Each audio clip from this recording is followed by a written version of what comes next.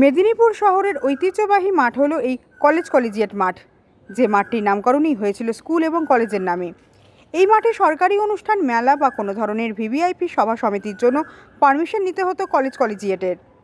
কিন্তু মাঝখানে 2020 সালে হঠাৎই এই মাঠের মালিকানা দাবি করে প্রশাসন। রীতিমতো তারা কলেজ মাঠের গেটে তালা লাগিয়ে মেলা সভার অনুমতি দেওয়া শুরু করে। এই ঘটনায় কোর্টের দ্বারস্থ হয় কলেজিয়েট কর্তৃপক্ষ। অবশেষে সেই ঘটনায় বছর 2-3 লড়ার পর স্বস্তি এলো কোর্টের রায়। গত 27শে মার্চ মেদিনীপুরের কোর্ট রায় দিয়েছে এই কলেজিয়েটে মাঠের স্বত্ব থাকবে স্কুল এবং কলেজের কাছে। যে কেউ এই মাঠে কোনো ধরনের অনুষ্ঠান বা প্রোগ্রাম করতে গেলে অনুমতি নিতে হবে কলেজ ও কলেজিয়েটের। আর তাতেই স্বস্তির ছায়া দেখা দিয়েছে শহরে। কারণ এই ঐতিহ্যবাহী মাঠে প্রতিদিন ভোরবেলা থেকে রাত পর্যন্ত বহু মানুষ খেলাধুলা, ঘুরতে, বাচ্চাদের খেলানো এবং মনোরম প্রকৃতিতে হাঁটতে দেখা যায়।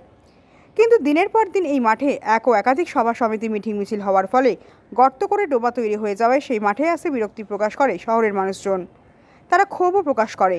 তবে অবশেষে স্বস্তির ছায়া নেমে এলো। আর এই ঘটনায় মেদিনীপুর কলেজের দায়িত্বপ্রাপ্ত অধ্যক্ষ সত্যরঞ্জন ঘোষ বলেন, মাঝখানে কিছু সমস্যা হয়েছিল প্রশাসনের সঙ্গে। শেষ পর্যন্ত আমরা কোর্টের দ্বারস্থ হয়েছিলাম এবং মহামান্য আদালত রায় দিয়েছে এই মাঠ আমাদের। এখানে খেলা ছাড়াও অন্য কিছুর অনুমতি আমরা দেব না। এরই পাশাপাশি আইনজীবী কুশল মিশ্র বলেন, মহামান্য আদালত কয়েকটি পয়েন্টের মাধ্যমে উল্লেখ করে দিয়েছে এই মাঠ কলেজ কর্তৃপক্ষের, যেখানে প্রশাসনের সঙ্গে থেকেই কলেজ কাজ করছে এবং প্রশাসন এখানে বিমাতৃসুলভ আচরণ করেছে। তাই আদালত রায় দিয়েছে এখানে শুধু খেলাই হবে এবং তা কলেজিয়েটের অনুমতি অনুসারে। এখনো আছে, ভবিষ্যতেও থাকবে। এভাবেই আমরা কিন্তু এগিয়ে যেতে চাইছি। যদি এর পরেও কিছু সমস্যা তৈরি হয় প্রশাসনের বা বিভিন্ন ক্ষেত্রে, এটাতে কলেজের পূর্ণ অধিকার আছে। নাম্বার 2, এই মাঠ খেলা বাদে অন্য কোনো কাজে ব্যবহার করা যাবে না। আর নাম্বার 3, খুব সুন্দর করে বলেছেন যে কলেজ তো কাজ করছে পাবলিকের জন্য, কলেজ যে কাজ করছে গভর্নমেন্টের আন্ডারে, এবং বলতে গেলে একটা গভর্নমেন্টের পার্টই বলা যেতে পারে এই কলেজ, কারণ তার মাইনেপত্র সব গভর্নমেন্টই দেয়। তাহলে কলেজকে ফুললি ডিপেন্ড করতে হচ্ছে গভর্নমেন্টের উপরে, জায়গার জন্য হোক, খেলার জন্য হোক, কলেজের জন্য হোক, টাকার জন্য হোক, এভরিথিং। তো এই অবস্থায় তুমি গভর্নমেন্ট, তুমি কি করে তার সঙ্গে বৈমাত্রিক ব্যবহার করতে পারো? তুমি এটা করতে পারো না।